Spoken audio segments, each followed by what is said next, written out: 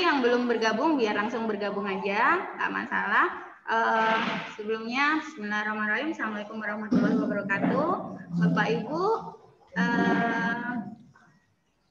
oke, kita akan melanjutkan. Tadi udah ada sesi 1 dengan Bapak Ferdi tentang DIM. Semoga aja memberikan banyak masukan untuk kita. Kemudian selanjutnya ini adalah sesi kedua. Kita melanjutkan, tapi nanti bisa diulang lagi, nggak apa-apa Pak Indra. Jadi biar sambung kan. Sebelumnya yang terhormat Ketua Yayasan Witama Penerus Bangsa, Ibu Erna Blianti, Bapak Koordinator Umum, Mr. Sampai Samosir, Bapak Koordinator Pendidikan, Mr. Budiman, kemudian koordinator level ada Mr. Farudin di situ, kemudian kepala sekolah dari PGTK sampai dengan SMA Witama Nasional Plus. Salam hormat untuk Bapak Ibu dan salam hormat juga.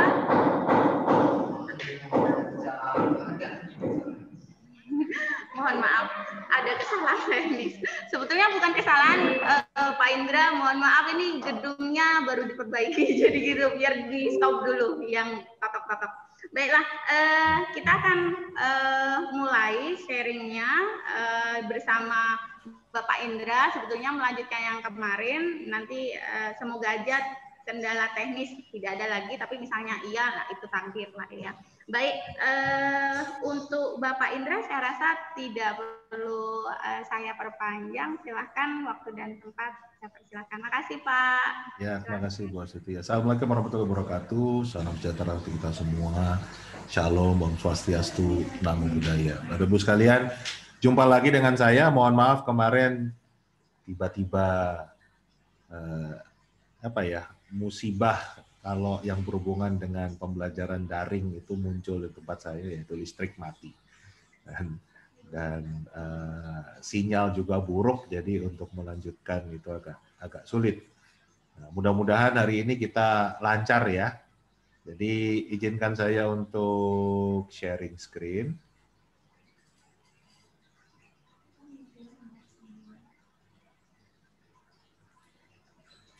Apakah sudah terlihat? Bentar, udah Pak. Udah ya.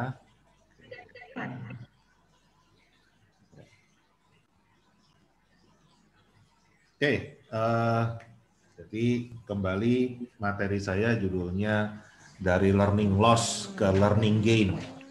Bagaimana kita mengubah apa yang disampaikan oleh pemerintah mengatakan. Terjadi learning loss, tetapi sebetulnya itu adalah sebuah potensi untuk kita mengubah menjadi learning gain. Kemarin sudah dikenalkan, nama saya Indra Karismiaji, lebih banyak dikenal sebagai pemerhati dan praktisi pendidikan. Ini kontak saya, nanti juga materi akan saya share, jadi Bapak Ibu bisa mendapatkan materinya. Juga kalau mau berdiskusi lebih panjang lagi, silakan, saya akan meluangkan waktu sesama pendidik untuk diskusi. Nah, kemarin saya mulai dari kenapa kita mengalami begitu banyak problem dengan PJJ ini. Satu, kalau kita bicara infrastruktur, ya memang faktanya infrastruktur itu punya problem juga. Kan? Buktinya apa yang kita alami kemarin adalah salah satu contoh dari problem infrastruktur yang terjadi di negara kita. Tapi di sisi lain, problem terbesar adalah masalah mindset, pandangan. Kemarin saya cerita, sebelum pandemi ada seorang tokoh pendidikan Indonesia yang menulis di media massa, membuat tulisan tentang sekolah anti gadget. Jadi sudah dari awalnya pandangan terhadap teknologi bagi dunia pendidikan Indonesia itu sudah satu hal yang negatif. Jadi apapun ceritanya, ya kalau sudah awalnya itu negatif, pasti akan sulit untuk menerima itu dengan tangan terbuka. Dan itu juga yang membuat kenapa banyak yang mendorong supaya segera terjadi pembelajaran tatap muka. padahal kondisinya masih sangat berbahaya. Dan ini kalau kita bicara dari pakar-pakar kesehatan, yang mengatakan belum waktunya, tidak ada urgensinya. Nah, ini yang terjadi, Bapak Ibu sekalian, selama ini kan, kenapa banyak pihak yang mendorong segera terjadi pembelajaran tatap muka, karena asumsinya kalau daring itu cepat bosan, hitungan 10 menit aja anak udah jumpalitan seperti gambar ini. Kemudian juga banyak yang sibuk itu malah orang tuanya yang sibuk mengerjakan tugas, kan? Yang kalau kita lihat di foto sebelah kanan itu sudah melenceng dari tujuan pendidikan. Dan ini disadari tidak disadari, ini yang sering terjadi. Jadi melihat yang penting itu adalah nilainya, angkanya, kan gitu. Orang tua mengerjakan tugas anak supaya nilai anak baik, supaya mereka tidak ketinggalan kelas, kan. Padahal tujuan pendidikan harusnya memang menyiapkan mereka untuk menghadapi berbagai tantangan, termasuk misalnya nanti kalau mereka sudah bekerja nanti dikasih tugas yang begitu banyak dari atasan, kan nggak bisa minta orang tuanya mengerjakan. Nah, ini habit atau kebiasaan untuk menyelesaikan tugas itu harusnya menjadi bagian dari pendidikan, bukan diserahkan ke orang lain. Tapi inilah yang menjadi PR kita bersama. Nah, kemarin saya kelihatannya sampai di sini ya, saya menjelaskan kalau bayangan pemerintah itu dengan tidak adanya tatap muka terjadi berbagai hal negatif. Seperti ancaman putus sekolah, kendala tumbuh kembang, dengan pemerintah mengatakan adanya kesenjangan capaian belajar, ketidakoptimalan pertumbuhan, resiko learning loss, ya, baik dari sisi kognitif maupun perkembangan karakter, itu dianggap resikonya besar, anak stres, dan lain sebagainya. Setelah SKB ini diumumkan oleh pemerintah, saya kebetulan diajak diskusi oleh para tokoh-tokoh pendidikan di seluruh dunia, dari berbagai tempat di mancanegara. Nah, salah satu hal yang saya sampaikan itu adalah pandangan dari pemerintah Indonesia yang katanya dengan adanya tidak ada tatap muka itu terjadi dampak negatif. Bagaimana pandangan para pendidik internasional? Mereka malah ketawa kan begitu. Nah, saya kan bingung kenapa mereka ketawa. Mereka menanyakan ke saya begini, coba deh kamu bayangkan, apakah materinya itu berubah? Saya katakan enggak.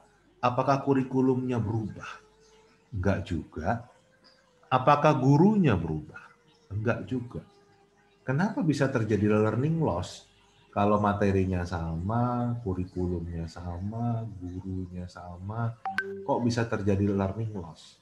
Apakah memang hanya dengan menggunakan daring itu otomatis akan menjadi learning loss?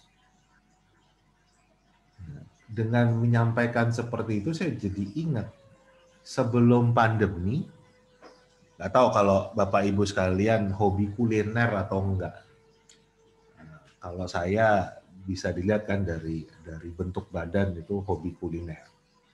Jadi sebelum pandemi itu ada seorang chef terkenal, koki yang terkenal di mancanegara, namanya Gordon Ramsay, orang Inggris tapi dia terkenalnya di acara TV show Amerika ya, Master Chef itu, Master Chef Amerika. Dia datang ke Sumatera Barat waktu itu, ke Padang, ke Bukit Tinggi kan gitu, dan dia mencoba memasak rendang dan juga berbagai macam masakan lain lah yang menggunakan bumbu-bumbu dari Sumatera Barat. Nah, dia masak tidak dengan peralatan modern, tidak dengan menggunakan peralatan di MasterChef, tetapi menggunakan memang peralatan tradisional, menggunakan arang, dan ternyata hasil masakannya tetap saja luar biasa enak. Nah, berarti kan di sini membuktikan kalau yang paling penting itu bukan teknologinya, kan? Bukan alat bantunya, bukan senjatanya. Kalau kata orang bule itu, it's not the gun, bukan senjatanya, but it's the person behind the gun. Orang yang memegang senjata itu yang paling penting. Nah, jadi dalam kondisi ini, kalau saya menilainya bukan karena tidak ada tatap mukanya, maka terjadi dampak negatif. Tetapi sebetulnya yang menjadi masalah adalah kompetensi para pendidik kita. Jadi sebelum pandemi pun, dengan pembelajaran tatap muka sudah terjadi dampak-dampak negatif ini. Apa buktinya? Nah, kita bisa melihat kan dari misalnya kita lihat PISA. Kemarin kita udah bahas juga ya. PISA itu kalau kita lihat di yang paling akhir tahun 2018 ya, Indonesia untuk kemampuan membaca itu angkanya 371. Sedangkan negara-negara lain itu rata-ratanya 487. Berarti kita jauh di bawah negara-negara lain untuk kemampuan membaca. Matematika juga nggak jauh beda. Kita 379, negara-negara lain 489. Sains kita 396, negara-negara lain 489. Dan ternyata ini sudah terjadi puluhan tahun, sudah dari tahun 2000, sudah 20 tahun. Tahun ini berarti sudah 21 tahun ini terjadi. Kita lihat, tahun 2000 itu angka membaca kita 371. 2018 371 juga. Ya. Dan kita selalu berada di bawah, sedangkan negara-negara lain ini berada di atas. Tapi kita sering terbuai dengan kita merasa kalau nilai anak-anak kita bagus. Kita sering dengar, anak Indonesia juara olimpiade apa, tingkat internasional. Tapi kenapa potret secara nasional faktanya kita jauh berada di bawah negara-negara lain? Berarti kan memang sistem pendidikannya yang perlu dibenahi dan di dalam di situ ada kompetensi para gurunya. Nah, lebih detail lagi kita lihat di dari Bank Dunia. Tahun 2019 yang lalu mereka membuat sebuah laporan judulnya The Promise of Education in Indonesia. Janji Pendidikan Indonesia. Itu menunjukkan bagaimana mereka membandingkan kemampuan membaca anak Indonesia dibandingkan dengan anak Vietnam dan dengan negara-negara lain di OECD. Nah, ini level membaca, level 1 adalah level yang paling rendah, level 6 adalah yang paling tinggi. Di Indonesia, prosentase terbesar itu berada di level paling rendah, level 1, 55,4%. Sedangkan Vietnam, prosentase terbesar berada di level 3, di tengah-tengah. Negara-negara lain juga ternyata prosentase terbesar berada di level tengah-tengah. Jadi, membacanya adalah di Vietnam, di negara-negara OECD yang lain secara rata-rata, kurvanya kurva normal. Artinya mereka punya anak yang pinter banget, yang jenius tapi sedikit, ya kan? Ada juga yang kurang tapi sedikit. Sedangkan angka yang terbesar adalah anak-anak yang biasa-biasa saja, yang nggak pinter banget, nggak kurang banget. Ini yang disebut dengan kurva dengan distribusi normal. Dan saya juga yakin waktu lahir anak Indonesia, anak Vietnam, anak negara-negara lain juga kurvanya seperti ini. Diberikan Tuhan itu ada anak yang pinter banget tapi ya jumlahnya sedikit. Diberikan Tuhan yang kurang itu juga ada tapi sedikit, tapi yang paling banyak adalah yang biasa-biasa saja. Nah, di Indonesia ternyata lahirnya kurva distribusinya normal, setelah sekolah menjadi nggak normal. Yang lebih banyak adalah yang kurang. Jadi kita bisa membaca kurva ini, di Indonesia itu sekolah bukan jadi tambah pinter, tapi tambah bodoh. Karena faktanya seperti ini, dan ini bahkan Bank Dunia menyampaikan Indonesia itu dianggap functionally illiterate, alias buta huruf secara fungsi. Bisa baca, tapi nggak paham apa yang dibaca. Nah, kalau anak-anak kita ternyata tidak paham apa yang dibaca, berarti mereka punya masalah besar dalam kemampuan belajar. Kita nggak usah bicara ilmu yang tinggi-tinggi, yang dasar saja kemampuan untuk belajar itu punya problem besar.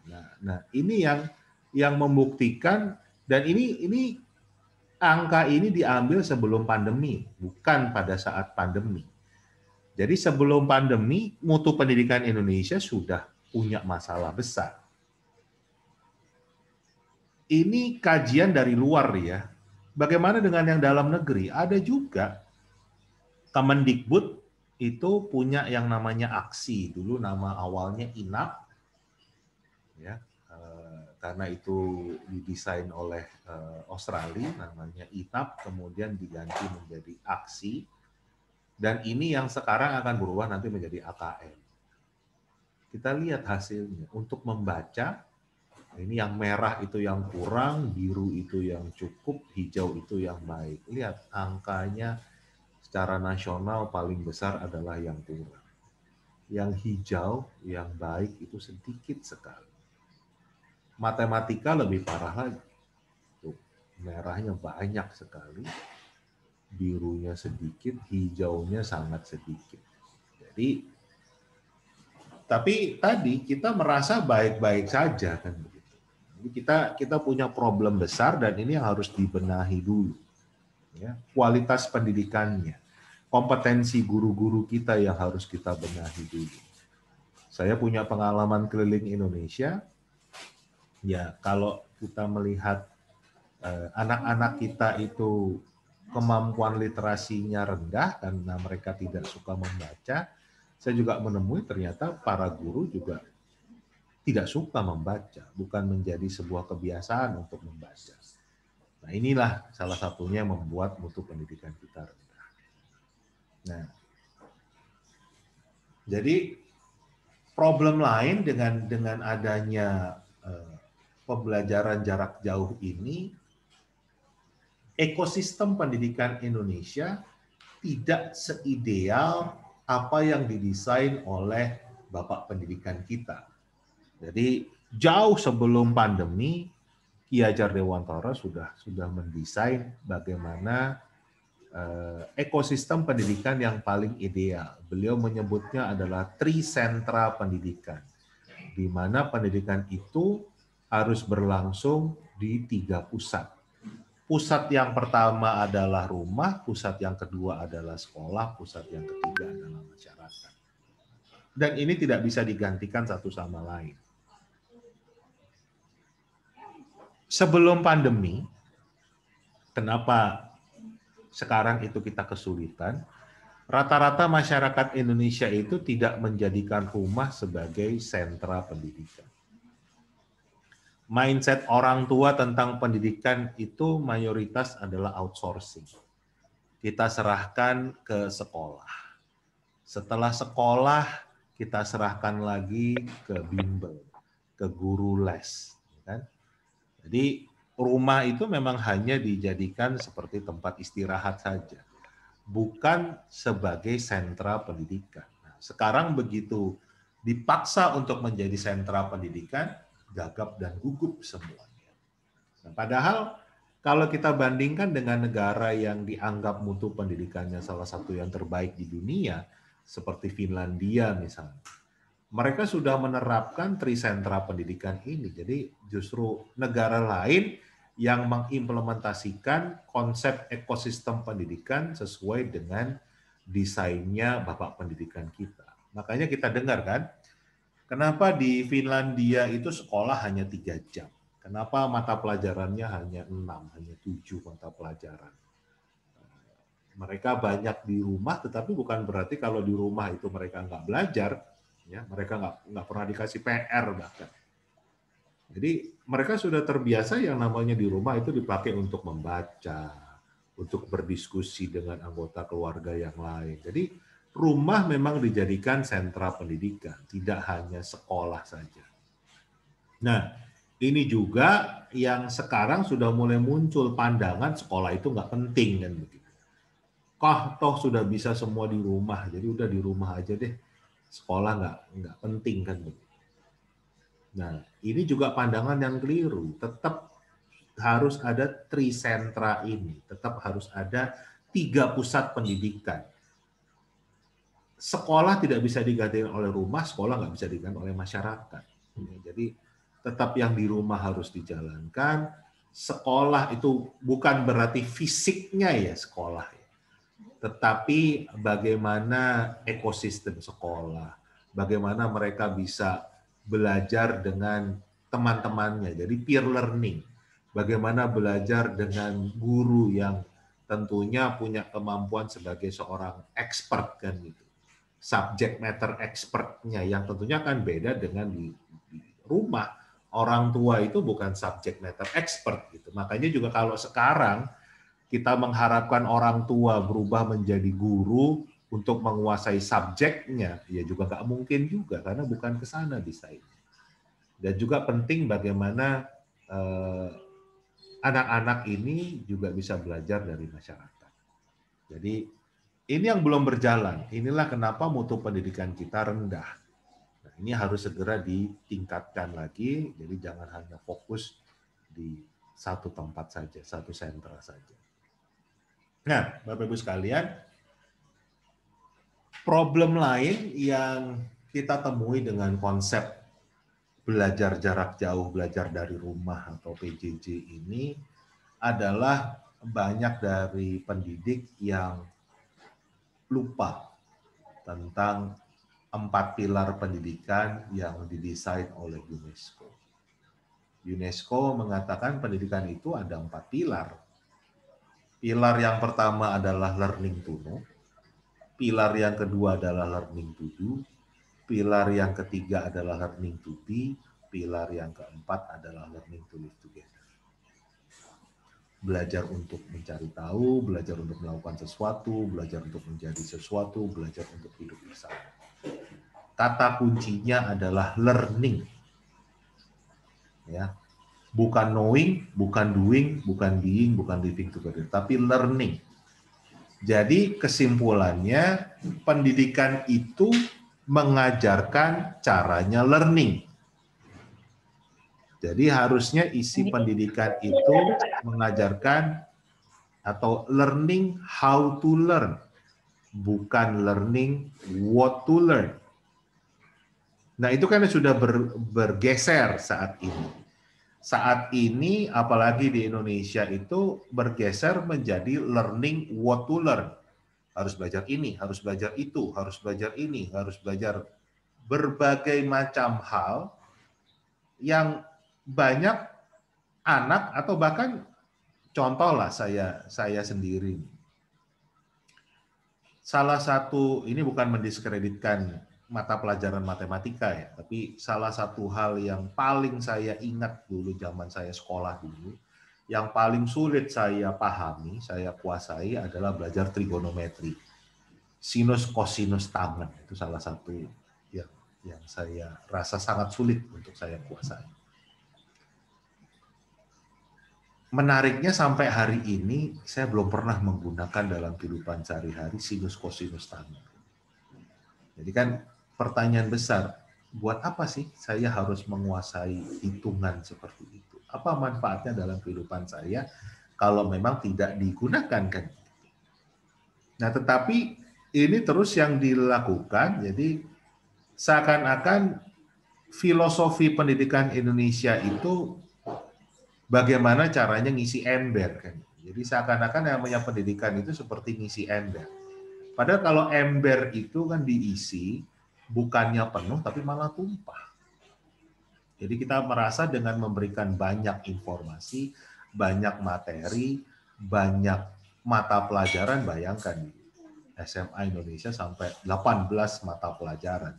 Negara lain cuma 7-8 mata pelajaran, kita 18 mata pelajaran. Harusnya kita jauh lebih hebat dari negara-negara lain. Tapi kenapa faktanya kita menjadi salah satu yang terburuk? Jadi memang filosofinya sudah berbeda. Dan ini juga disampaikan oleh William Butler Yeats, seorang penyair Irlandia ini mengatakan pendidikan itu bukan ngisi ember, tetapi pendidikan itu menyalakan api. Jadi apa yang ada dalam diri manusia, diri anak-anak kita yang harus dinyalakan. Nah, Bapak Ibu kembali ke 4 pilar pendidikan. Kalau kita bicara learning to know, belajar mencari tahu, tentunya era saya sekolah dulu dan era saat ini sangat berbeda. Era saya sekolah dulu itu belum ada internet. Jadi untuk saya bisa tahu, saya harus bertanya atau mendapatkan informasi dari orang yang lebih tahu. Dan disitulah fungsi seorang guru. Guru di era saya tugasnya memberitahu supaya muridnya tahu. Tapi apakah di era sekarang harus seperti itu? Tentunya tidak, karena apapun yang kita cari, tinggal kita ketik di Google saja sudah muncul semua. Jadi kalau kita ingin menyiapkan anak itu bisa mencari tahu, tentunya caranya bukan dengan kita menjadi pendidik itu menjadi sumber informasi. Melainkan bagaimana kita mengajarkan mereka bisa mencari informasi yang luas ya dari sumber-sumber yang sekarang dengan mudahnya diakses dengan jari-jari mereka. Justru harus kita mampu mengajarkan bagaimana mereka bisa membedakan informasi yang benar, informasi yang hoax, informasi yang berita bohong, informasi yang tendensius, informasi yang punya tujuan tertentu, ya kan? Hal-hal tersebut jadi lebih ke bagaimana memfilter, memilah-milah informasi tersebut. Tidak lagi dengan cara diberitahu, itu learning to know. Learning to do juga demikian. Kalau zaman saya dulu harus diajarin oleh gurunya gimana caranya main gitar. Itu harus ada guru yang mengajarkan, memberikan contoh caranya main gitar. Kalau sekarang nggak perlu lagi karena sudah banyak aplikasi, sudah banyak situs yang contoh YouTube misalnya yang bisa mengajarkan kita melakukan apa saja. Sebelum kegiatan ini tadi pagi saya diminta untuk melatih coding, jadi mengajarkan programming, bikin aplikasi, bikin game untuk anak-anak SMP dan SMA di sebuah sekolah di Solo. Tapi saya nggak ngajarin cara codingnya. Saya hanya memfasilitasi, mengarahkan mereka harus mencari, mengklik ke situs apa untuk belajar coding tersebut. Dan ternyata bisa ngikutin situs tersebut, anak mampu membuat aplikasi, anak mampu membuat game. Nanti kita bisa lihat beberapa contoh karya yang sudah dibuat ya, dengan pola belajar seperti itu. Jadi memang eranya sekarang tidak harus guru itu ngajarin step by step kan begitu. Karena sudah ada media untuk mengajarkan hal tersebut. Jadi saya tidak mengatakan untuk tidak melakukan lagi, tapi tidak harus melakukan lagi karena sudah ada teknologinya. Beda dengan era saya dulu yang harus seperti itu. Nah, sama juga dengan belajar menjadi sesuatu, belajar untuk hidup bersama, itu kita nggak bicara hanya yang luring saja, tetapi dengan kondisi adanya teknologi ini, kita harus implementasikan dalam pendidikan kita. Oke. Nah, ini pergeseran-pergeseran yang terjadi, dan yang terakhir juga pergeseran yang terjadi dalam dunia pendidikan kita, itu belajar itu dianggap sama dengan mendapatkan nilai yang tinggi. Jadi belajar untuk nilai, bukan belajar untuk ilmunya. Itu yang terjadi saat ini, dan itu yang sudah bergeser dari harusnya yang namanya pendidikan itu belajar mencari tahu, belajar melakukan sesuatu, belajar menjadi sesuatu, dan belajar untuk hidup bersama. Tapi bergeser sekarang menjadi belajar untuk mendapatkan nilai tes yang tinggi. Dan itulah kenapa ujian nasional itu dihapus. Karena mindset pendidikan juga sudah berubah kan begitu. Harusnya bukan nilainya, tetapi apakah mereka mampu belajar. Ini yang harus kita ingat lagi, Bapak Ibu. Lanjut ya. Nah, jangan sampai kita hanya menyiapkan anak-anak kita untuk mengerjakan tes saja. Nah, apa yang saya sampaikan tadi bukannya melanggar aturan pemerintah, tetapi semua justru malah sudah tertulis dalam aturan, dalam standar proses. Ada di Permen 22 nomor 2016, ini udah ada semua. Ya kan, mulai dari mengubah dari peserta didik diberitahu menuju peserta didik mencari tahu, dari guru sebagai satu-satunya sumber belajar menjadi belajar berbasis aneka sumber belajar, ya kan? Dari pembelajaran berbasis konten menuju pembelajaran berbasis kompetensi, dari pembelajaran parsial menuju pembelajaran terpadu, dari pembelajaran yang menekankan jawaban tunggal menuju pembelajaran dengan jawaban yang kebenarannya multidimensi, dan lain sebagainya, juga sampai dengan, nah ini nih nomor 11 nih. Pembelajaran yang berlangsung di rumah, di sekolah, dan di masyarakat. Ini standar prosesnya sudah ada. Tetapi karena tidak pernah dilaksanakan, implementasikan, begitu PJJ kesulitan. Nomor 12, pembelajaran yang menerapkan prinsip bahwa siapa saja adalah guru, siapa saja adalah peserta didik, dan di mana saya adalah kelas. Di rumah adalah kelas, di Zoom adalah kelas, itu semuanya sudah ada aturan. Dan tentunya nomor 13, pemanfaatan teknologi informasi dan komunikasi untuk meningkatkan efisiensi dan efektivitas pembelajaran. Jadi semuanya sudah ada di standar proses. Sudah ada aturannya, sudah ada Permendikbudnya, tetapi problemnya ini yang tidak dijalankan. Jadi kembali poin saya adalah learning loss atau dampak negatif dengan tidak adanya tatap muka itu bukan disebabkan oleh teknologinya, tetapi oleh manusianya yang memang belum mampu untuk melakukan pembelajaran yang berbasis digital. Lanjut ya. Nah, jadi sekarang apa yang harus dilakukan oleh sebuah lembaga pendidikan kalau ingin melaksanakan pembelajaran yang basisnya digital? Ada framework-nya Bapak Ibu, dan saya menyebutnya 3I. Kenapa 3I? Karena semuanya ada 3 ini, semuanya mulai dari huruf I. I yang pertama adalah infrastruktur. Nah, ini penting.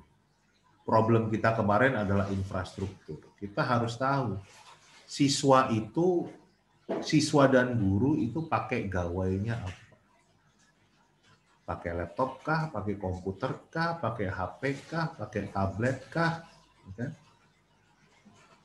Apakah mereka itu makainya sendiri-sendiri, artinya mereka punya yang bisa dipakai oleh pribadi, atau mereka harus bergantian dengan adiknya, dengan kakaknya, dengan bapaknya, dengan ibunya kan? Sehingga kita tahu persis bagaimana kita bisa mendesain pembelajaran tersebut, termasuk yang di sekolah ini, para gurunya, apa yang dipakai. Kemudian tentunya paket datanya, jaringan internetnya, ya kan, sinyalnya, pakai WiFi kah, pakai RT RW net kah, pakai pulsa dan lain sebagainya. Ini yang harus kita tahu. Listrik juga kita harus tahu karena berhubungan dengan bagaimana peralatannya apakah baterainya cukup atau enggak, harus di-charge atau enggak. Nah, ini kita harus memikirkan yang namanya infrastruktur. Termasuk nanti kalau sekolah sudah betul-betul tatap muka, kita harus mulai pikirkan lagi bagaimana jaringan WiFi di sekolah, bagaimana akses point di sekolah, karena sudah era digital, nggak bisa ditawar-tawar lagi, memang harus punya jaringan internet yang kuat, yang harus dedicated ya. Jadi nggak bisa lagi hanya menggunakan jaringan rumah yang share, tapi harus dedicated. Ini I yang pertama. Ini paling mudah infrastruktur. I yang kedua, ini juga banyak dilupakan, adalah infostruktur. Bagaimana informasi itu bisa terstruktur. Kita bisa melihatkan kalau sekarang pembelajaran menggunakan, contoh menggunakan WhatsApp. Itu pasti tidak bisa terstruktur. Kenapa? Karena WhatsApp itu kan terus pesan itu muncul terus. Apa yang harusnya dibaca belum sempat dibaca udah kelewat. Mungkin videonya juga terlampau tinggi dan lain sebagainya. Terbatas juga untuk video call, pasti nggak terstruktur. Menggunakan Zoom seperti ini juga hanya video call-nya saja, tapi tidak terstruktur. Makanya biasanya setiap sekolah itu saya sarankan untuk menggunakan aplikasi perkantoran berbasis cloud. Bisa menggunakan Microsoft 365 punyanya Microsoft atau G Suite punyanya Google. Dua-duanya gratis untuk dunia pendidikan. Jadi tinggal dimanfaatkan saja kan. Dan untuk bisa mendapatkan yang gratis, sekolah itu harus punya domain Indonesia. Jadi misalnya sch.id. Jadi nggak bisa pakai yang .com. Sekarang kan sekolah kan pakai .com. Itu tinggal daftar saja punya yang sch.id. Dan itu akan bisa mendapatkan akun ini. Jadi nanti setiap siswa, setiap guru akan punya akun dengan domain sch.id. Dan ini mereka bisa berkomunikasi, bisa memberikan informasi yang sangat terstruktur. Kemudian banyak sekolah juga mulai memanfaatkan yang namanya learning management system. Nah, di sini akan bisa membantu proses pembelajaran yang tidak harus sinkronis. Nanti akan saya jelaskan bedanya sinkronis dan asinkronis. Jadi dengan infrastruktur ini bukan bicara hanya kontennya, karena kalau konten itu malah gampang. Tadi kan saya katakan tinggal ketik di internet, mau cari informasi apa saja ada, tapi kan nggak terstruktur. Jadi juga sudah bukan eranya lagi guru membuat video pembelajaran, buat bahan ajar, itu nggak perlu lagi karena semuanya sudah ada di internet, sudah ada yang membuat, tinggal dibuat strukturnya, jadi dibuat rumahnya. Aplikasi perkantoran berbasis cloud ini adalah rumahnya, learning management system ini adalah rumah. Nah, I yang terakhir yang sering dilupakan adalah yang disebut dengan infokultur. Kultur untuk memberikan informasi di dunia digital, era digital ini berbeda dengan era saya dulu yang masih konvensional. Contoh, era digital ini mengenal konsep anytime, anywhere, any device. Artinya bisa dilakukan kapan saja, di mana saja, dengan alat apa saja. Sedangkan kalau dulu di era saya nggak bisa anytime, harus sesuai dengan jadwal karena kan tergantung gurunya, makanya dulu dibuat jadwal pelajaran, ya kan? Jam 7 pagi belajar matematika sampai misalnya kalau kita bicara SD sampai jam 7.35. Habis itu ganti mata pelajaran bahasa Indonesia 35 menit lagi. Jadi nggak bisa anytime, harus pakai jadwal. Itu era konvensional. Bisa anywhere nggak bisa, harus di dalam kelas. Karena kalau di tempat lain gimana cara ngajarnya. Tetapi kalau sekarang bisa, buktinya anak berada dimanapun, sekarang ya bisa kok mengadakan pembelajaran.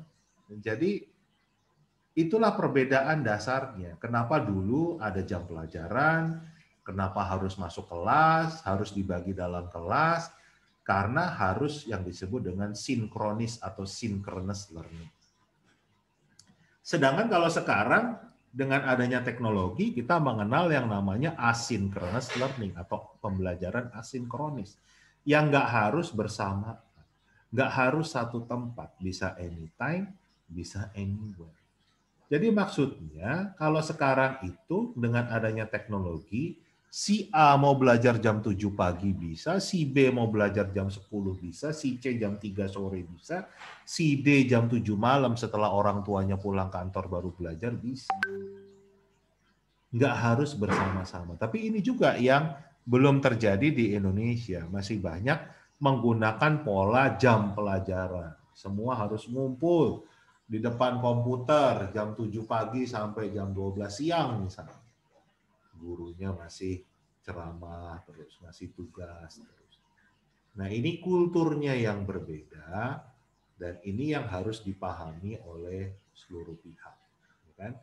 Orang tua, guru, siswa itu harus menyadari kalau kultur informasi di era digital itu berbeda dengan era konvensional yang harus sinkronis, yang harus waktunya bersamaan, kecepatannya sama.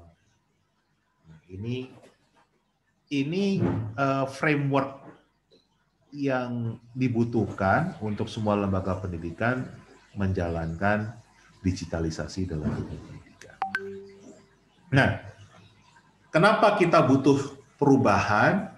Karena ternyata Bapak Ibu sekalian, tantangan era industri 4.0 ini, era abad 21 ini sangat berbeda dengan era kita dulu. Nah, beberapa dokumen yang sering dijadikan referensi, misalnya dari McKinsey.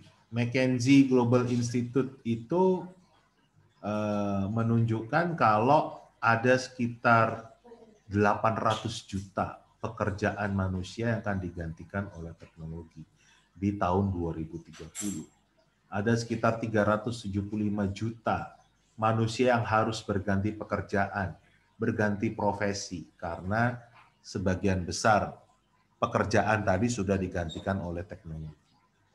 Nah, ini dipertegas oleh Institute of Museum and Library Services, ya, Institut Layanan Museum dan Perpustakaan, yang mengatakan di kajian mereka di abad ke-20 itu rata-rata manusia tidak pernah berganti pekerjaan seumur hidupnya.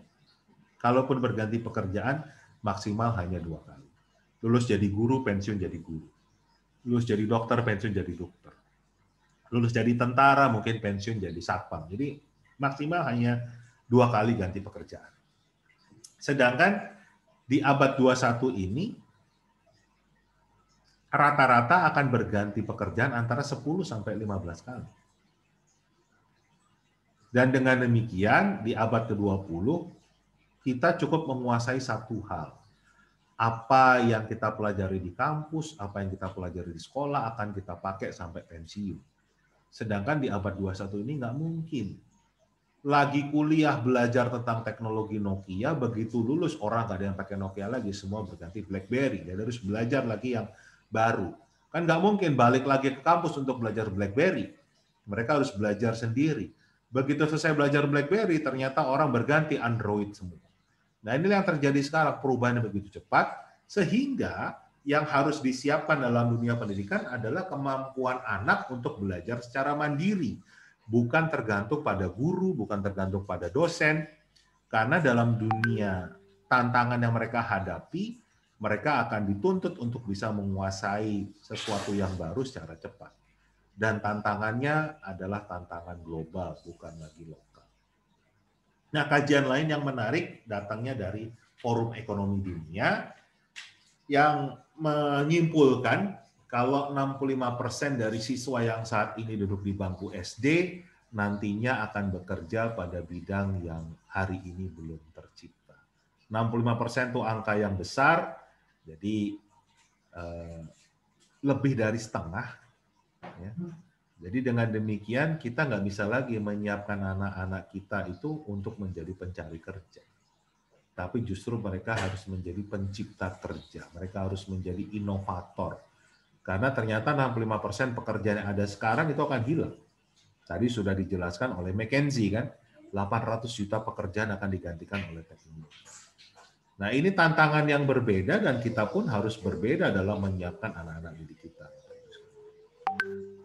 Ya, tapi sayangnya pendidikannya saat ini apalagi di Indonesia masih belum berubah, masih dengan pola yang jadul. Guru masih menjadi pusat informasi, sumber informasi, anak caranya dicekoki dengan informasi dan kemudian nanti informasinya dimuntahkan dalam bentuk ujian, ulangan, dan itu nanti hasilnya menentukan anak itu naik atau tidak, lulus atau tidak, melanjutkan ke jenjang berikut atau tidak.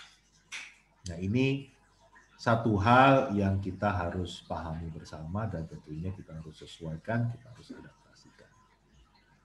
Dan tentunya sudah banyak pihak menyampaikan keterampilan-keterampilan baru yang dibutuhkan sekarang. Kita selalu bahas tentang HOTS.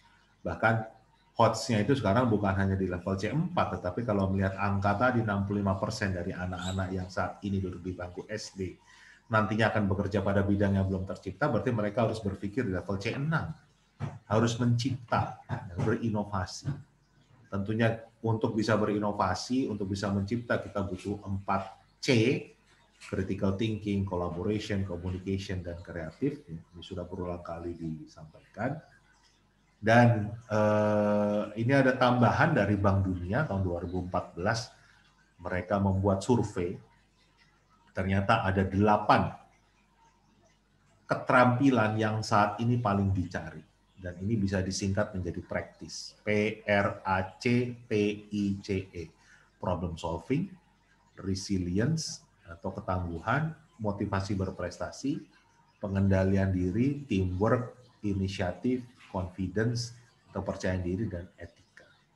Dan mereka bahkan membuat kajian kapan waktu optimal keterampilan ini dibangun. Ya, yang merah itu O itu adalah optimal, yang D hijau itu adalah dasar, yang P biru adalah penguatan. Kita lihat ternyata waktu yang paling tepat untuk mengembangkan 8 keterampilan ini paling optimal adalah di usia SD, 6 sampai 11 tahun. Semuanya. Jadi saran saya untuk bisa membangun SDM yang unggul, fokuslah di SD. Karena di sini adalah waktu yang paling tepat untuk membangun, meningkatkan keterampilan-keterampilan. Nah, Bapak Ibu sekalian, sebagai penutup, untuk model pembelajaran yang paling tepat di era abad 21 ini disepakati oleh dunia disebut dengan pendidikan STEAM. Integrasi antara sains, teknologi, engineering, art, dan matematika. Itu terintegrasi menjadi satu. Dan kita lihat di framework-nya ini tujuannya yang mau dicapai adalah apa yang disampaikan keterampilan-keterampilan tadi, soft skills-nya, berpikir kritisnya, kolaborasinya, komunikasi, bukan hard skill-nya, bukan technical skill-nya. Dan desain pembelajarannya kita lihat materi STEAM yang terpadu, artinya nggak terpisah-pisah lagi. Nggak bahasa Indonesia sendiri, nggak matematika sendiri, tapi terpadu menjadi sebuah pembelajaran. Dan pembelajaran harus berbasis proyek atau berbasis problem. Artinya anak itu harus berkarya. Karyanya apa? Harus kontekstual dan dalam aplikasi nyata dalam kehidupan sehari-hari. Nah ini beberapa contoh portofolio yang bisa dilakukan oleh anak-anak selama pembelajaran jarak jauh ini. Bisa bentuknya vlog, blog, film dokumenter, animasi, aplikasi, dan lain sebagainya. Bu Astuti, saya masih punya waktu nggak? Atau waktunya sudah habis ya? Masih panjang, Bapak. Kita sampai jam 12.30. Oke, kalau gitu saya bisa menunjukkan beberapa karya siswa ya yang mau saya tunjukkan sebentar.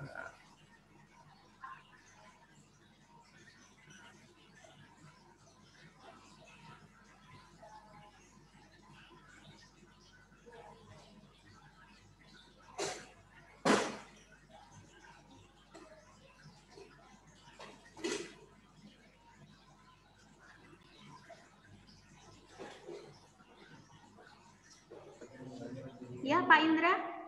Ya, sebentar, saya share screen dulu. Sudah terlihat screen saya? Ya, Pak. Oke, bentar ya. Ini yang mau saya tunjukkan dulu adalah komik digital. Ini kombinasi dari beberapa mata pelajaran yang anak-anak buat, itu hasil akhirnya berupa komik digital. Ini temanya adalah virus corona. Ini kalau nggak salah mereka menggabungkan semua mata pelajaran. Ada 17 mata pelajaran yang digabungkan menjadi satu. Hasilnya adalah komik digital. Ini anak-anak boleh memilih ya, tidak hanya satu karya, tapi salah satu karya yang dibuat adalah komik digital. Ini yang mereka buat.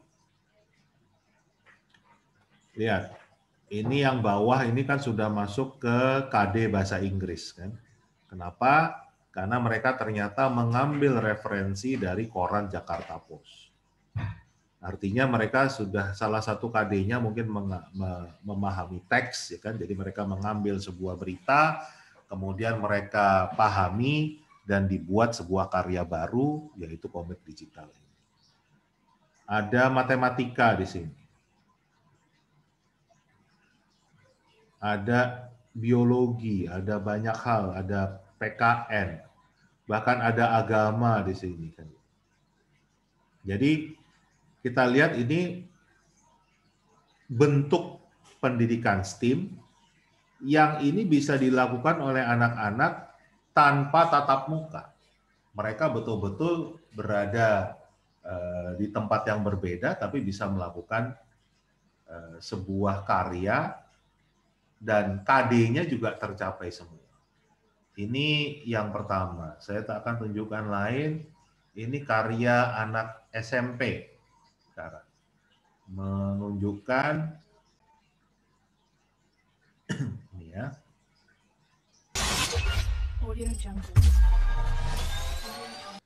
Hai semua, apa kabar? Kami siswa-siswi SMP Regina Pati Surakarta, kelas 9A, kelompok 5. Hai, aku Iren Evania. Aku David Agatha Kusuma. Nah, ini materi bahasa Indonesianya tentang tokoh. Makanya tokoh yang diambil adalah Cristiano Ronaldo. 5 Februari 1985 dengan nama Cristiano Ronaldo dos Santos Aveiro. Dibesarkan di keluarga miskin dan penganut Katolik taat, Cristiano Ronaldo hidup bersama 3 saudara dengan ayahnya, Jose Diniz Aveiro, seorang tukang kebun, dan ibunya, Maria Dolores dos Santos Aveiro, seorang juru masak. Kalian pasti pernah melihat Cristiano Ronaldo melakukan eksekusi free kick kan?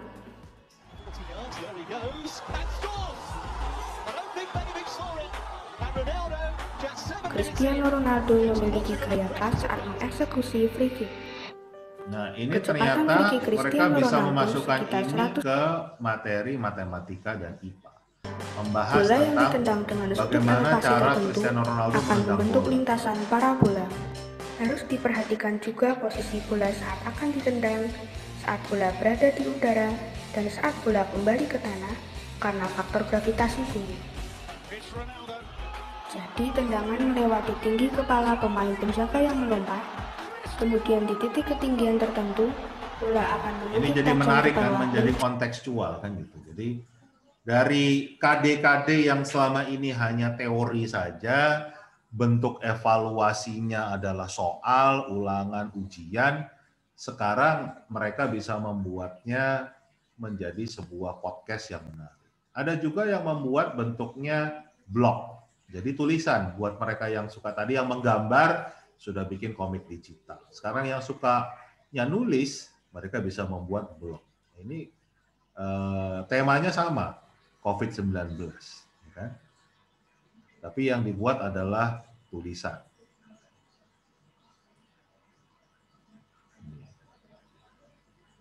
Jadi kita lihat dari satu tema dengan KD-KD yang sama bisa dibuat berbagai macam karya, produk. Jadi di sini betul-betul anak didorong untuk level berpikirnya C6. Mencipta. Dan ini ada karya lain juga yang menarik. Temanya masih sama, temanya COVID-19, yang sekarang ini mereka membuat aplikasi. Jadi aplikasi Android. Ini kita coba.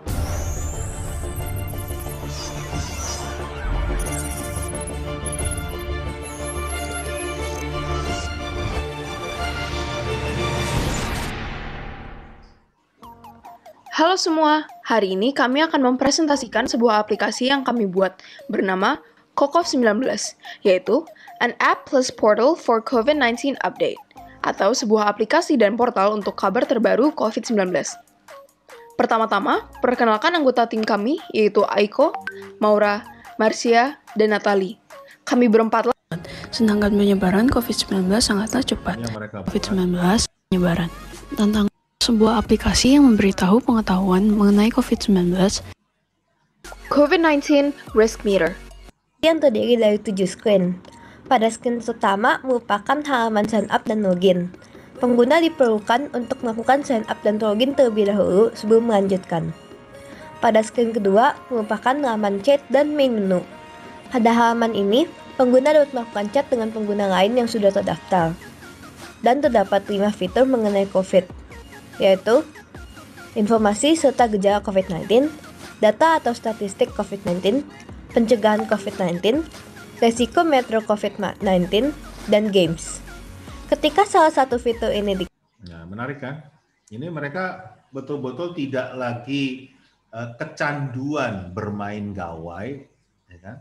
Tapi justru mereka kita dorong untuk bisa menciptakan sesuatu menggunakan gawai. Dan tadi saya katakan, saya nggak ajarin mereka untuk betul-betul dipandu cara membuat. Saya hanya arahkan mereka untuk situs-situs yang ada panduan membuat ini, dan mereka ternyata bisa muncul dengan cara mereka sendiri membuat sebuah aplikasi yang tidak pernah ada sebelumnya, yaitu COVID-19 ini. Ini karya mereka sendiri.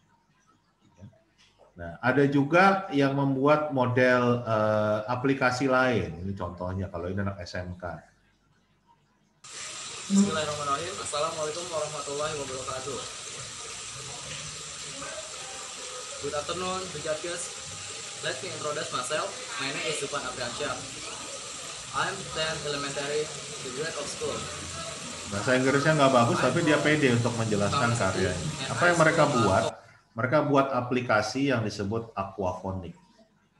Yaitu apa? Aplikasi Android yang untuk mengatur pengairan untuk tanaman hidroponik. Jadi seperti ini. Ini basisnya Android. Pompa sirkulasi dinyalakan. Nah, jadi menyalakan pompa penguras dinyalakan. Android. Pompa jadi pengisi dinyalakan. IoT, ya. Pakan ikan dinyalakan. Pompa sirkulasi dimatikan. Pompa penguras dimatikan. Pompa pengisi dimatikan. Nah, ini Bapak Ibu sekalian, contoh bagaimana anak-anak kita memang ternyata bisa kita dorong untuk menjadi pencipta. Dan tadi yang paling penting adalah kurikulumnya tercapai semua. Jadi segala KD ya, yang ada itu tercapai semua karena ada datanya, dan itu bisa dipadukan dengan mapel-mapel yang lain. Jadi tidak hanya satu mapel saja, tetapi berbagai mapel tadi terkumpul menjadi satu. Dan itu adalah akhir dari paparan saya. Mungkin kita lanjutnya bisa untuk diskusi, untuk tanya jawab. Dari saya mengutip sebuah kata bijak dari Ali bin Abi Thalib yang mengatakan didiklah anak-anakmu sesuai dengan zamannya karena mereka hidup bukan di zaman. Mungkin saya kembalikan ke Bu Astuti. Mohon maaf jika ada hal yang kurang berkenan. Assalamualaikum warahmatullahi wabarakatuh. Terima kasih banyak Pak. Jujur aja banyak paparan Bapak yang membuka wawasan saya khususnya. Terima kasih banyak Bapak. Dan sekarang saya persilakan kepada Bapak Ibu guru, Miss dan Mister yang ingin bertanya bisa secara langsung